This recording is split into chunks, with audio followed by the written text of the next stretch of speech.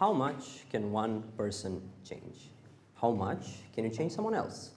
And what's the extent you would go to actually enact that change in someone? These are the questions we'll try to answer in Rest for the Wicked.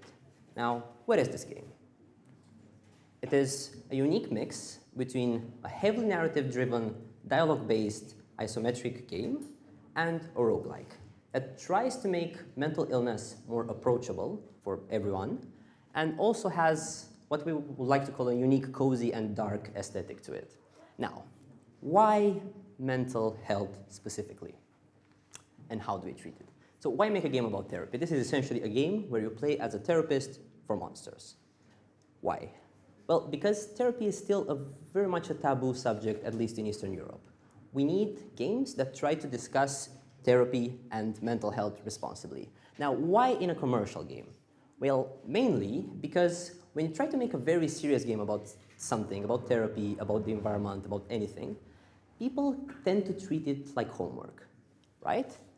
We, throughout our research, found out that the main thing that makes people have mental health benefits from playing games is basically the fun of it, right? Which is why we're trying to combine these things. Now, who do you play as in this game? You play as Dr. Laura Gillens, a therapist that, after said session with a vampire, discovers about the existence of the supernatural. And she decides to set up a clinic for monsters. What type of monsters, you might ask? Well, a lot of them. Mummies, goblins, kumihos, and, if this works, yeah, Baba Yagas. Okay, now, each patient is a stand-in, essentially, for issues we deal with every day, right? Werewolves have anger management issues in this universe. Kumihos might have anxiety issues, and, well, Rami the mummy, he has mommy issues. Now, as you progress each character's story, you gain more information about them, right? You gain information about their issues, how they manifest, and about their biography. Okay, this is all well and dandy, but you are not the only human aware of the existence of the supernatural. There are...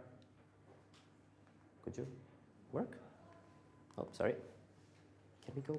Okay. There are hunters. Hunters that prowl everywhere and survey you constantly.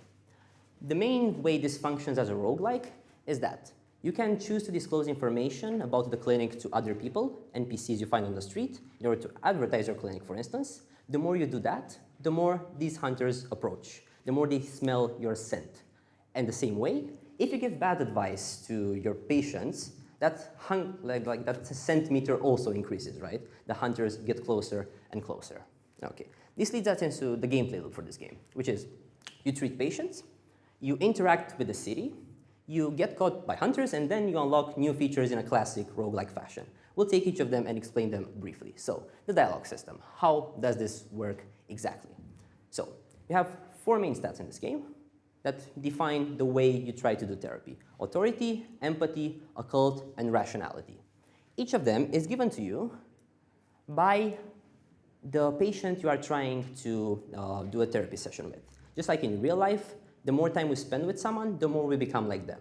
So, for instance, in this case, I have these 3 options, but then these choices are also reinforced.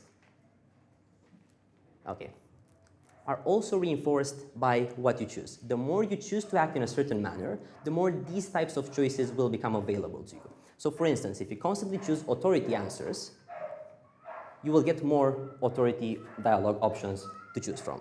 Again, just like in real life, the more you are empathetical, the more you learn how to be empathetical in the future. Now, second part, exploration of the city. In the city, you can find many interesting places. You can find potential new patients for your clinic. You can go to the occult shop, for instance, to buy items that might help you gain even more information and make your life easier. And you might just make mistakes and disclose too much information. Now, the roguelike mechanics and how this works. After each run, it's perfectly fine to lose essentially the game. This is the main loop of the game. The fact that after 2 or 3 patients, the hunters will inadvertently catch you. This is, again, perfectly fine because this unlocks new content for you. This unlocks new endings. It unlocks new areas, and it unlocks new patients to be able to do sessions with. So for instance, this car crash in the actual game would disappear from this place, from this street, and would unlock a new area for you. To give an example of how this works, let's say you start with the vampire, right? The vampire, after you finish their chapter, unlocks 4 more patient options.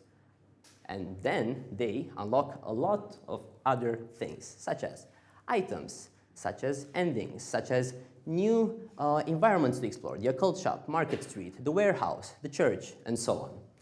Furthermore, in order to get to specific endings, you might need combinations of patients. That is to say, to do both of their storylines in order to get to that specific ending. Now, who would actually play this game? We think people over 16, people that generally like reading. This is mainly a reading game. People that are fans of urban fantasy in general.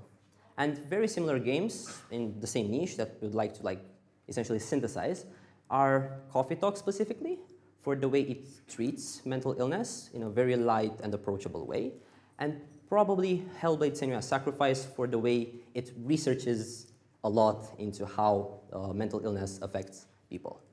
The price range, just calculated a median there, and it would be something along the lines of $20 to $25.